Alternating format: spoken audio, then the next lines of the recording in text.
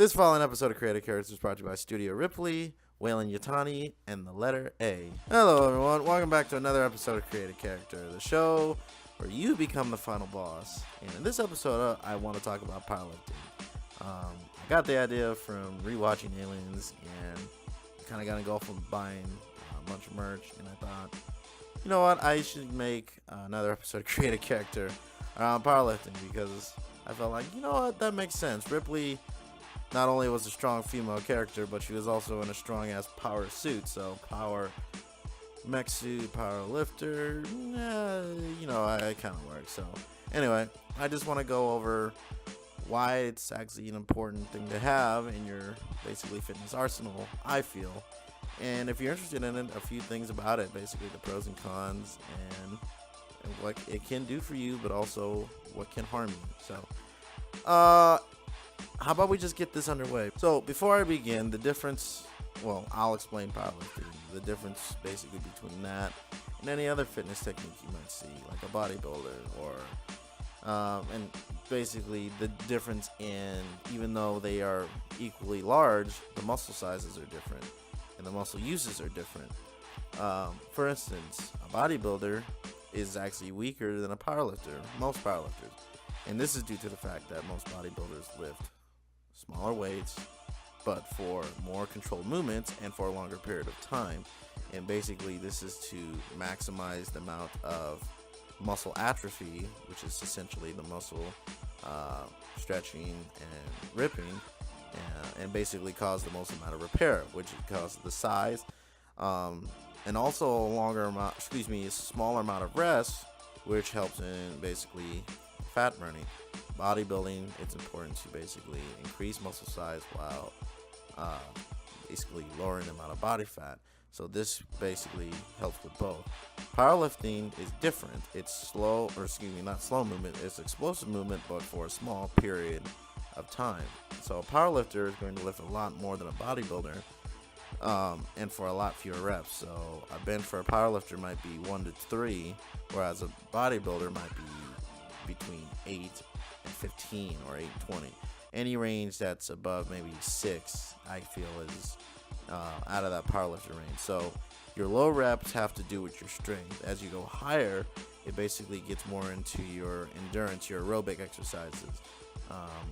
And so I like to find that balance in between of an exercise. I might start at 8 and then maybe go up to a higher number, or work down from a higher number to a lower number, which covers both cardiovascular, aerobics, while at the same time building. So why powerlifting? Why should you use it? Well, here's the thing. It's very good for increasing strength. If you're interested in basically making yourself a little bit stronger, and this is not necessarily with weights, you can do this with push-ups or pull-ups. You can do slower pull-ups or slower push-ups for a period of time. So instead of 20, you might do 10, but slower, and this will increase your strength and as well as muscle size. To kind of compensate for the lower reps, you would do more sets, and so that's kind of the balance you get in between. The big three basically of powerlifting: your squats, your deadlifts, and your bench, basically implement every single muscle group of your body, all three of them together. I'd say deadlifts actually implement both squats and bench press and factor into the ability to do both of them. If your form in deadlifting is good, then you're going to increase your ability to bench and squat, and vice versa. Both of them factor into your ability to deadlift. And this is mostly why they're used so much, and you'll see Mark Henry. I'm just thinking of an example of a good powerlifter. The Olympics, the Combine, any sort of athletic corporation basically use these as tallies of strength, just as overall performance, and that's because they work with overall. They basically increase overall how strong you are. Powerlifting, there's not a lot of accessory exercises, which are basically things you would do outside of those big three exercises. Things like dumbbell curls, leg extensions, dumbbell flies, basically any other exercise you see that isn't a bench, a squat, or basically a deadlift. And you need to, well, excuse me, they don't, it's more simplified, which is another actually perk. If you're a deadlifter, you don't usually worry about how many dumbbell curls or hammer curls you need to do, which you kind of can go in and get the job done in about 45 minutes, whereas opposed to like an hour and a half or two. So it actually saves a lot of time if you kind of crunch for it. Let me see, another pro. Oh, it's perfect for your form. I never really noticed how bad my posture was until I started deadlifting. Once I started deadlifting, it actually improved my posture, how straight my back was, the way I walked, etc., etc. Basically, if you use good form, then it can help with a lot of basically other mechanics that your body has. You can actually, if you have lower back problems, if you have lumbar problems, if you kind of learn to exercise your lower lumbar, or even pull-ups actually, basically these exercises that rely on joints, if you exercise using those areas, you might not necessarily have muscles surrounding that, but the tendons become a bit stronger and I'll talk about this later, when used properly. You don't want to overdo it, because you can actually do too much work and put too much strain on those, which is why I always encourage, and I do myself, to use protective equipment. Even if you're young, using knee braces, using wrist wraps, leg wraps, etc., to basically protect your joints, because even though they can become stronger by doing these exercises, they also put them under lots of strain when you use heavier weights, which is what I'm getting into now. Let me see. There aren't really too many cons to deadlifting, but they're really important. And the only two that really rely on, the most important you need to be wary of, is using too much weight and using incorrect form. And this is one of the most critical things that makes people injured. Almost got me injured. A lot of those fail videos you see from the Olympics, what have you, due to basically either increased weight or just incorrect form. And it's not necessarily on purpose, too. Sometimes it can just be the increased weight will factor into how much your body compensates. Some parts of your body are stronger than others. Your left arm is stronger than your right, except vice versa. So you really need to even out yourself in order to figure out where you're lacking at. And actually, my third con, which to make 3 for 3, is that powerlifting doesn't use a lot of accessory exercises. You need those accessory exercises to factor into the fact that your form might be bad. So the 3 cons actually factor into how well you do basically exercises in and of themselves. See what I'm saying?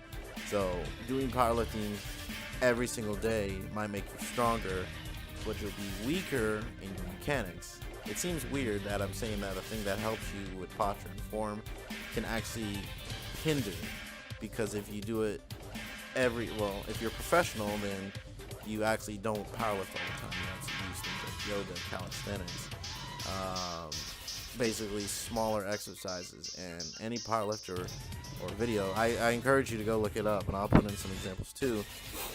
Well, basically say, I do yoga, I go to the chiropractor, I do these, or I practice form with no weight at all, because it's important that I get this right without it, or I move this heavy weight. And even when I do move this heavy weight, it's not all the time. It's definitely not all the time, because the body is not meant to be under that strain for long periods of time. And there's no way. And even bodybuilders, like, they lift that extremely heavy weight on magazines, whatnot.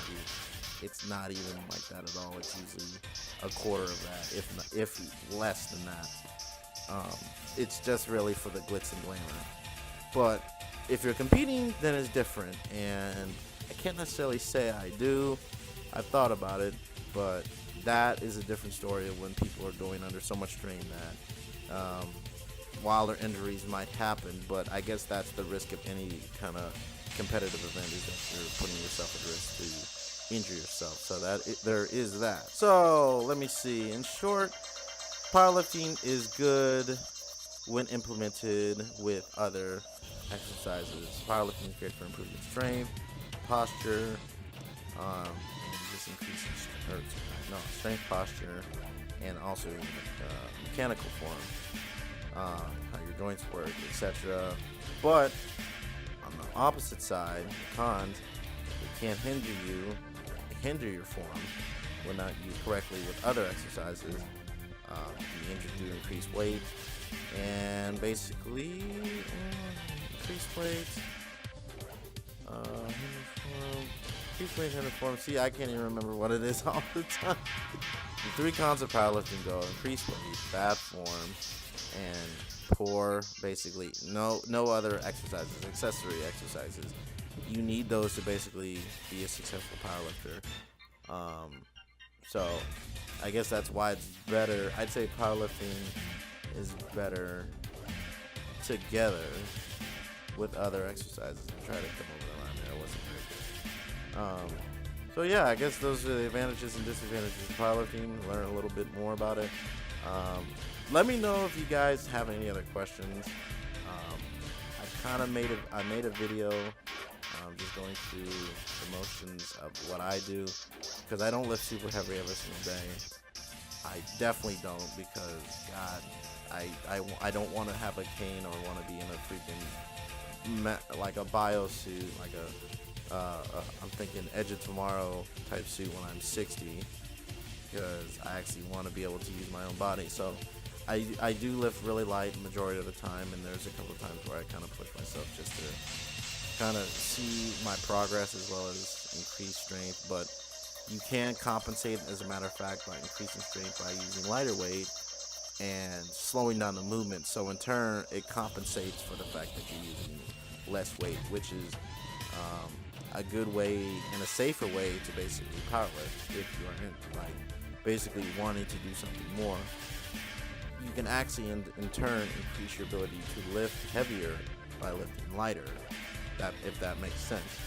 Because for the fact that you're lifting slower, you're putting your body under more strain of that lighter weight, you're pulling it longer. So you need to be able to control that, because if you can't control the lighter weight, then there's no reason to lift heavier. So in turn, it's a safer way to do that.